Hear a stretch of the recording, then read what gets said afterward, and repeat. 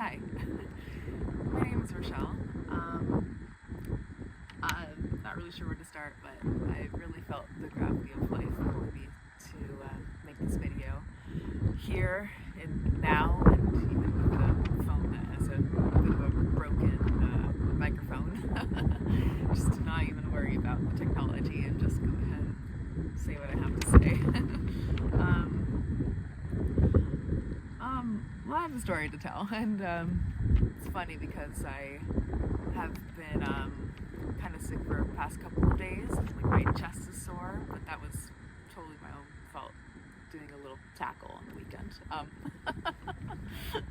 But and then I've been like sore throat, which is funny. Well, not funny. It's very wildly poetic because I have something very much to say, and it's like hurting in my heart and my lungs and my chest, and it's all the more reason to have to get up and say what I need to say. My glasses broke at a concert this weekend. Not even in the mosh pit. It just kind of broke on my face, but there we go. Vision. Something. So I'm just gonna go in this blindly. How about that? I'm just gonna go ahead and read this. This piece, it's called "Writing Was My Hero." To arrive at truth is to speak more deeply to one's soul. This truth is a container for all possibilities of experience, hardship, and healing. Allowing such a truth to be known can be a rather terrifying thing. Everybody will know what really happened inside. I am no stranger to truth-seeking. Rather, it has been a quest of mine for a long time. When truth is revealed, it is indeed utterly liberating. Even as I write of truth, to reveal its nature, I am carefully crafting my hiding place. To express this as a philosophy is how I have for many years discreetly buried my trauma, sharing what I learned along the way, the moments that have brought healing, what hurts and now has made me feel whole, the happy ending of my infectious smile that inspires all. My trauma was a roommate who took that smile, ripped it off my face, and stomped it into the ground, lowered my eyes so that my gaze wouldn't go too far into the eyes of another.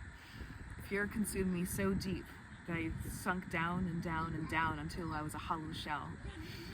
Unable to reach out, believing nobody cared, that I was always wrong. She was a crushing blow to my confidence, pained so deeply that my empathetic heart felt the need to save her. How can I save her when she'd torn it out, said I love you, then ranted and brought me down until I couldn't think anymore, then demanded a thoughtful response from me? I'd spent a long time re-becoming myself, amidst staying far away from the horror. I found a new place to live, new environment, new inspirations, beauty everywhere.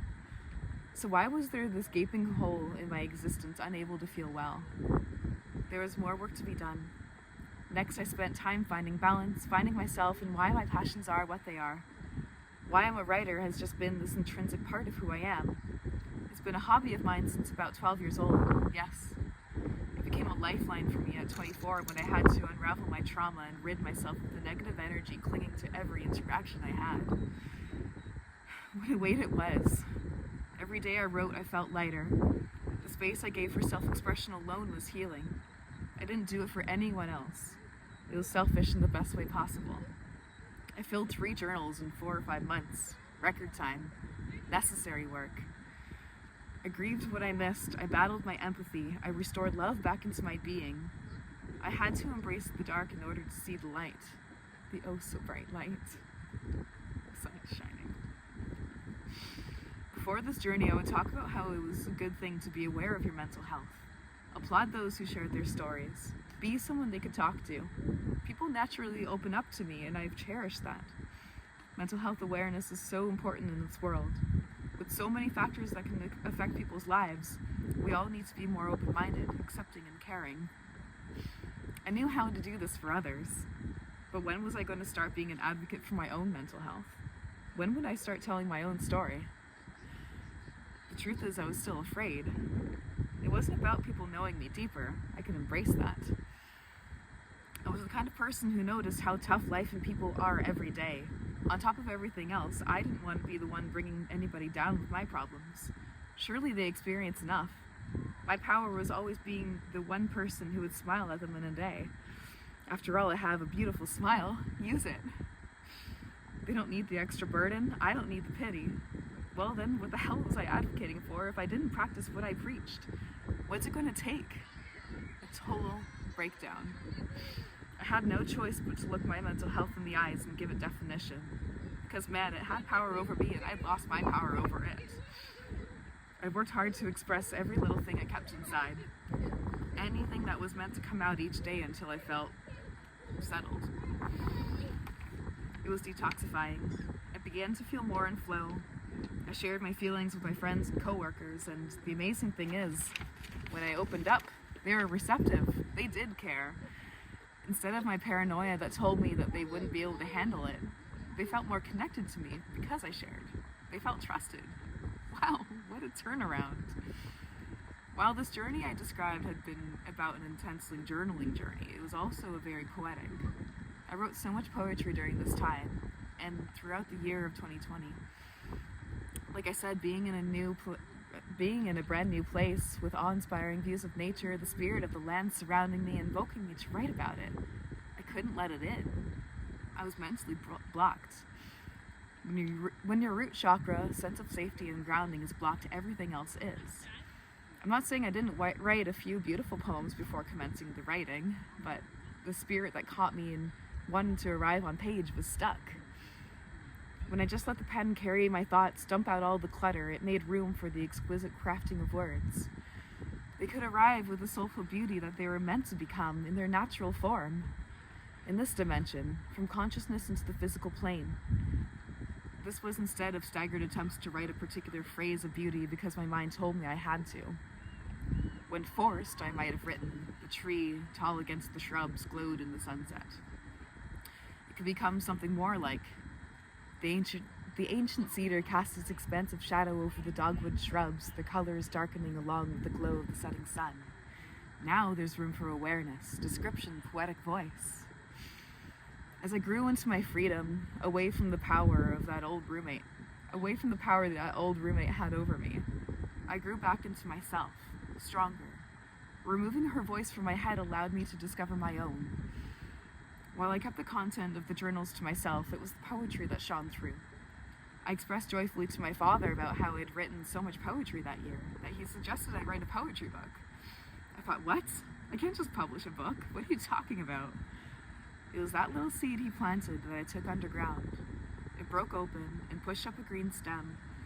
I organized all the poems that appeared across 5 journals that year into a document. I got to editing. Then there were leaves in a bulb. A document titled Poetry 2020 and got printed into a book called Chaos of Tao. This was my flower. This beautiful accomplishment that I adored and still do to this day. It encapsulates moments in time, perspectives from a period of healing. Now I am so strong and honest with myself that I took those words from the page and published them for the world to see. Anybody can find them online. No longer afraid of who will discover them. I want them to be found so the people who resonate with them can experience comfort, relatability, and feel heard. This poetry is a collection of my vision of truth.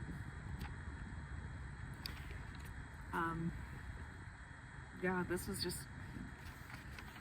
that's my story. Sort of felt like incomplete there, but that's what I needed to share. All the imperfection in my slippers I never went out of this morning and wore to work. The world's feeling bright, and I want to offer help with anybody who needs kind of help and needs to be heard and supported. Maybe who needs to go through a journey like mine, because it was so important for me to, like I said, dump out all the clutter in my head, all the traumas, all the pain that was holding on to me, and then I could find the path to myself. And I did it relatively alone. I mean, I had people to share things with, but I did the journey alone, and it was tough. You know, I'd lost people along the way. I was definitely running from things, but then I was also connecting a lot with my new life, and I don't know. But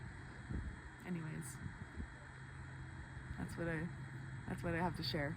So thank you for watching and caring, and I'm sending a lot of love to you.